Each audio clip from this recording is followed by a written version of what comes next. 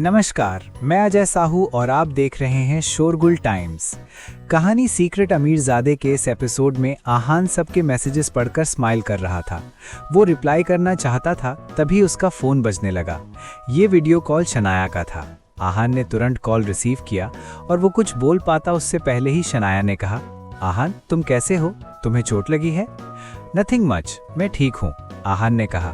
उसने शनाया को सच नहीं बताया क्योंकि वो नहीं चाहता था कि शनाया परेशान हो। ये सुनकर शनाया का मुंह बन गया। आहान ने उसे एक बार भी सच नहीं बताया था। वो जब भी कुछ पूछती थी, आहान हमेशा कहता था कि वो ठीक है। शनाया ने इसके बारे में ज़्यादा नहीं सोचा। जब आहान ने कह दिया था कि वो ठीक है, तो शनाया ने उसे टीज करते हुए कहा, मैच तो बहुत देर पहले ख़त्म हो गया था ना, फिर तुमने मुझे इतनी देर से कॉल क्यों नहीं किया? कहीं ऐसा तो नहीं है कि तुम्हें वहाँ कोई मिल गई है और तुम उसके साथ रोमांटिक रिलेशनशिप में बिजी हो गए? नो शनाया, मैं होटल आया था चेंज करने, आहान ने शनाया से स्माइल करते हुए कहा। शनाया ने भी स्माइल करते हुए कहा। ये स्माइल नॉर्मल स्माइल नहीं थी, बल्कि आहान को एग्जामिन करने वाली स्माइल थी। मैं तुमसे झूठ क्यों बोलूँगा? आहान उसके सारे एक्सप्रेशन समझता था, इसलिए उसने कहा, ओके टेल मी समथिंग, तुमने मुझ पर बेट किया था, आहान ने टॉपिक चेंज करते हुए कहा। क्यों, कोई और भी है क्या जो बेट कर रहा है? शनाया ने कहा। वो जानती थी कि आहान टॉपिक चेंज कर रहा था। हाँ, मयूर और कुछ लोग ग्रुप पर बात कर रहे थे। आहान ने शनाया को सारी सिचुएशन समझाई। हे, तुमने तो कहा था कि तुमने किसी से बात नहीं की और रूम में बस चेंज करने आए थे। शनाया ने फिर से आहान को टीज किया। नहीं, अभी देखा बस, आहान ने हड़बड़ाते हुए कहा। हाँ, मैंने 10 करोड़ रुपए लगाए थे तुम्हारी जीत पर, शनाया ने कहा। ये सुनकर आहान हैरान हो गया। उसने मन में सोचा, विमेन आर स्कैरी। शनाया ने आगे कहा, आहान, कंपटीशन अभी खत्म नहीं हुआ है, तुम अपना ख्याल रखना और रिवेंज लेने के चक्कर में अपना आपा मत खोना। Be careful. डोंट वरी, आहान ने कहा। I am waiting for the good news and you, Shanaya ने कहा और स्माइल करने के बाद फोन कट कर दिया। लंदन के इंपीरियल पैलेस में डायना आज बहुत खुश थी। वो गार्डन में अपने गार्डनर के साथ पेड़ पौधों को पानी दे रही थी। My daughter looks extremely happy today. तभी वहां किंग आए और उन्होंने कहा, dad what are you doing here? Diana ने कहा। वो जनरली बहुत बिजी रहते थे, इसलिए कभी गार्डन में नहीं आते थे। मुझे तुमसे कुछ बात करनी है, शैल वी? किंग ने कहा और अपना हाथ एक्सटेंड किया। डायना ने उनका हाथ पकड़ा और वहां से चली गई। किंग को डायना से क्या बात करनी थी? इस एपिसोड की शुरुआत कुछ इस तरह से होती है। चलिए आगे जानते हैं इस एपिसोड में और क्या कुछ नया होता है।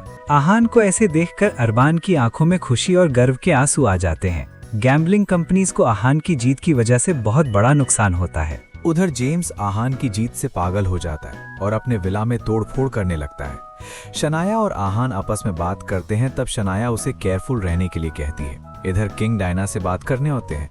दोनों बाप बेटी गार्डन में टहल रहे होते हैं जब किंग डायना से पूछते हैं, मुझे पता था तुम आहान की जीत की वजह से बहुत खुश होगी, पर मैंने जितना सोचा था तुम उससे कहीं ज्यादा खुश हो। यस डैड, डायना ने शर्माते हुए कहा। अचानक से उसे कुछ याद आया और उसने किंग की तरफ देखते हुए कहा, डैड आपको आपका प्रॉमिस याद है ना? आप अपनी बात से पीछे नहीं हटोगे ना? डायना बहुत उम्मीद के साथ अपने डैड को देखने लगी। किंग के चेहरे पर एक सीरियस एक्सप्रेशन था और वो चलते चलते रुक गए। उन्होंने डायना को देखा और कहा, daughter you know me very well, क्या मैंने कभी अपने प्रॉमिस तोड़ा है? डायना और किंग में अग्रीमेंट हुआ था कि अगर आहान ग्लोबल मार्शल आर्ट्स कंपटीशन में जीत गया तो किंग को डायना और आहान के रिश्ते से कोई प्रॉब्लम नहीं होगी। कंपटीशन में आहान आर्थर को हरा चुका था और अब उसके सामने जो बड़ा खतरा था वो विलियम था, पर सिचुएशन को देखते हुए उसके लिए विलियम को हराना भी कोई बड़ी बात नहीं थी।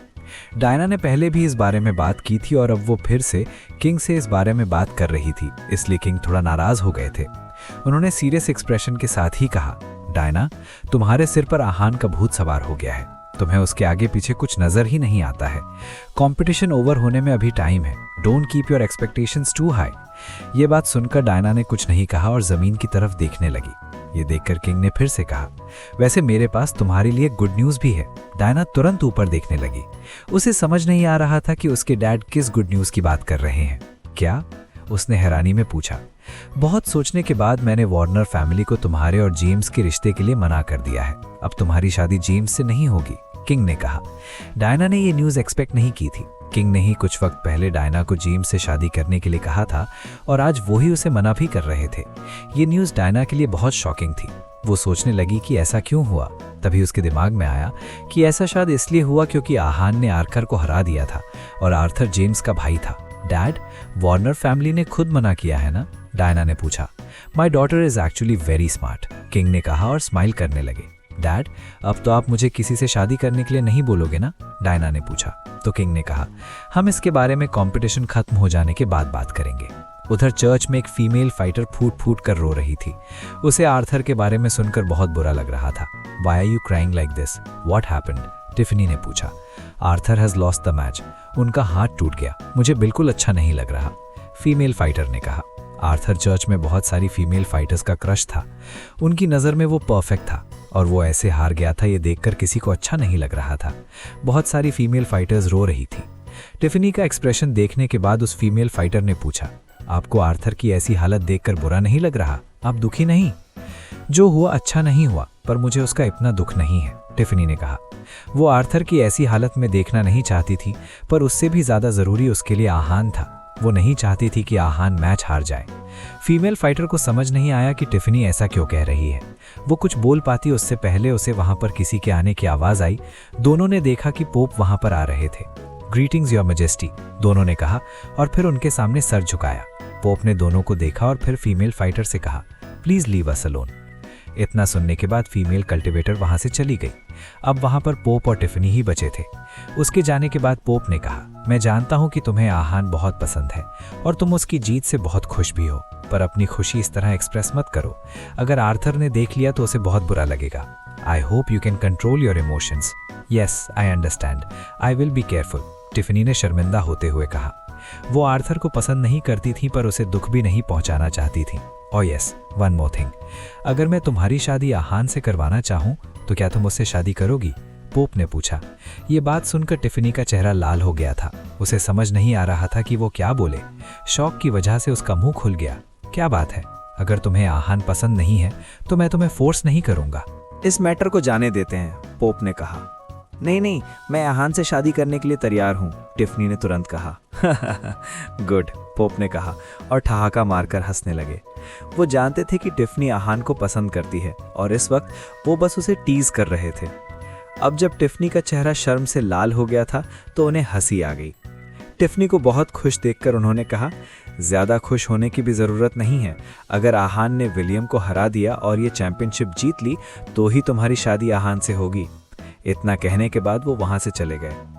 आहान ये कंपटीशन जरूर जीतेगा, टिफनी ने अपने मन में कहा। उसकी आंखों में उम्मीद साफ नजर आ रही थी। डार्क काउंसिल और किलर बैंड की इंटेलिजेंस ऑफिसर एवेलिन भी वेटिकन सिटी पहुंच गई थी। जब वो वहां आई तब उसे पता चला कि विलियम सेक्लूजन में है और उसे आर्थर और आहान के बीच हुए मैच के रिजल्ट के बारे में नहीं पता है। वो विलियम के सेक्लूजन से बाहर आने का इंतजार करने लगी। वेटिकन सिटी में अब पहले के मुकाबले शांति ज्यादा थी। लगभग सारे मैचेस खत्म हो चुके थे और अब बस 2 मैचेस बचे थे। बहुत सारे फाइटर्स वापस कंट्री जा चुके थे और ऑडियंस में से भी लोग कम हो गए थे। कुछ लोग थे जो अभी भी फाइट्स को लेकर उतना ही एक्साइटेड थे और फाइनल मैच देखकर ही जाने वाले थे। विलियम अभी भी सेक्लूजन में था। 1 बजे उसका मैच जिंग के साथ था। ये मैच डिसाइड करने वाला था कि आहान के साथ फाइनल्स में कौन होगा। करीब 11:30 बजे विलियम अपने सेक्लूजन से बाहर आया। एवेलिन रूम के बाहर ही उसका इंतजार कर रही थी। जैसे ही विलियम ने रूम खोला, एवेलिन रूम में आ गई और उसने कहा, सर, आपको इतना टाइम क्यों लग गया? मुझे लगा कि आप आज का मैच मिस कर दोगे। जब विलियम ने उसे टेढ़ी नज़र से घूरा तो वो चुप हो गई। इसके बाद उसने सीरियस टोन में कहा, आहान और आर्थर का मैच हो गया है। आहान मैच जीत गया और इतना ही नहीं, आर्थर का एक हाथ भी टूट गया है। उसके इंटरनल ऑर्गन्स में भी सीरियस इंजरी हुई है। अब वो वापस मार्शल आर्ट्स प्रैक्टिस कब कर पाएगा ये बताना मुश्किल है। व्हाट? कहीं ऐसा तो नहीं कि आहान कन्वर्टिंग फोर्स में पहुंच गया है? आर्थर को इस तरह टक्कर देना किसी मार्शल आर्ट्स एक्सपर्ट के बस की बात तो नहीं है, विलियम ने कहा। मैच के रिजल्ट्स उसकी एक्सपेक्टेशन से बहुत अलग थे। नहीं, उसका रेल्म अभी भी वही है, एवेलिन ने कहा। यह सुनकर विलियम के एक्सप्रेशंस बदल गए। फिर उसने आर्थर को हराया कैसे? विलियम ने कहा। वो आर्थर की स्ट्रेंथ जानता था और उसे पता था कि आर्थर को हराना उसके लिए ही बहुत मुश्किल होने वाला था। फिर आहान उसे कैसे हरा सकता था? उसने आहान को भी फाइट करते देखा था। आहान स्ट्रांग था, इसमें कोई डाउट नहीं था, पर वो आर्थर को हरा पाए इतना स्ट्रांग भी नहीं था। मुझे लगा था कि मैं आहान की स्ट्रेंथ को अच्छे से समझ गया हूँ, पर अब लग रहा है जैसे मैंने उसे अंडर एस्टिमेट किया है, विलियम ने मन में सोचा। जब एवलिन ने आर्थर और आहान के मैच की पूरी डिटेल विलियम को बताई तो वो सोच में डूब गया। वो कुछ एनालाइज कर रहा था। उसे इतने डीप थॉट्स में देखकर एवलिन ने पूछा, क्या हुआ सर, क्या आप आहान की स्ट्रेंथ की वजह से परेशान हो रहे हैं? विलियम ने एवलिन को गुस्से से घूरा और कहा, अगर वो एक रेल्म हायर होता तो मुझे उससे घबराने की जरूरत थी, पर इस वक्त उसे हराना मेरे बाएं हाथ का काम है। वो कॉन्फिडेंट था। भले ही आहान ने आर्थर को हरा दिया था और हर मैच में उसका परफॉर्मेंस एक्स्ट्राऑर्डिनरी था, पर इससे विलियम का कॉन्फिडेंस नहीं डगमगाया था। आर्थर और आहान के मैच के खत्म होने के बाद अगला मैच शुरू होने में थोड़ा वक्त था। इस वक्त सब आहान के बारे में बात कर रहे थे। सब उसकी परफॉर्मेंस से जितना इम्प्रेस थे उतना ही टेरिफाइड भी थे। जहां कुछ लोग आहान की तारीफों के पुल बांध रहे थे, वहीं कुछ लोग ऐसे भी थे जो आहान की जीत को उसकी किस्मत और कोइंसिडेंस कह रहे थे। इस वक्त सबके मन में एक ही सवाल था कि विलियम, आहान और जिंग में से ये कंपटीशन आखिर कौन जीतेगा। विलियम और जिंग का मैच 1 बजे शुरू होने वाला था। 11:30 बजे से ही सब लोग आना शुरू हो गए थे। इस मैच में भीड़ पहले जैसी नहीं थी और काफी सीट्स खाली थीं। हर बार की तरह इस बार भी सबसे पहले स्टेज पर जिंग आया। जिंग की पर्सनालिटी बहुत अलग थी और वो मार्शल आर्ट्स को लेकर पागल था। वो अपने अपोनेंट को पंचिंग बैग बना देता था और उसकी जमकर धुलाई करता था। उसे मार्शल आर्ट्स का मैडमैन कहना गलत नहीं होगा। विलियम का फाइटिंग स्टाइल भी अलग था। वो अपने अपोनेंट को हमेशा ज्यादा से ज्यादा 3 मूव में जान से मार देता था। जिसने भी विलियम के अगेंस्ट फाइट किया था उसे अपनी जिंदगी से हाथ धोना पड़ा था। जिंग के बाद विलियम भी स्टेज पर आ गया। हमेशा की तरह आज भी उसने अपना मास्क पहना हुआ था। तुम हमेशा मास्क पहनकर क्यों रखते हो? जिंग ने पूछा। इस सवाल का फाइट से कोई लेना देना है क्या? विलियम ने कहा। नहीं, फाइट से कोई लेना देना तो नहीं है, पर तुम्हें हारने के बाद ये मास्क तुम्हारे चेहरे से मैं उतारूंगा। जिंग ने कहा, यहां से जिंदा बचकर जा पाओगे तब ना। विलियम ने कहा। रेफरी दोनों की बीच की आर्ग्यूमेंट सुनकर परेशान हो गया था। जो भी स्टेज पर आता था पहले बहस जरूर करता था। बहस आगे ना बढ़े इसलिए उसने तुरंत मैच शुरू कर दिया। दोनों एक साथ एक दूसरे की तरफ भागे और जैसे ही दोनों की बॉडीज टकराईं वहां एक तूफान आ गया। उनके टकराते ही जिंग का बैलेंस बिगड़ गया और वो लड़खड़ाते हुए कुछ कदम पीछे आ गया। वो विलियम की स्ट्रेंथ से हैरान था, पर उसने हार नहीं मानी। दोनों आपस में लड़ रहे थे। विलियम लगातार जिंग पर अटैक कर रहा था और जिंग उन्हें डॉज कर रहा था। फाइनली विलियम ने जिंग की छाती पर पंच किया, जिसकी वजह से उसकी रिब्स टूट गईं और उसे खून की उल्टी होने लगी। कितनी स्ट्रेंथ है तुम में? जिंग चिल्लाया।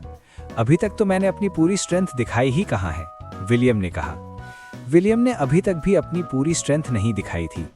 क्या आहान उसकी असली स्ट्रेंथ बाहर ला पाएगा? आगे जानने के लिए बने रहिए हमारे चैनल शोरगुल टाइम्स के साथ। बस इसी के साथ ही एपिसोड समाप्त होता है। इस एपिसोड को आगे बढ़ाते हुए कल फिर मुलाकात होगी। आज के लिए बस इतना ही। अब कल तक के लिए इजाजत। नमस्कार, धन्यवाद।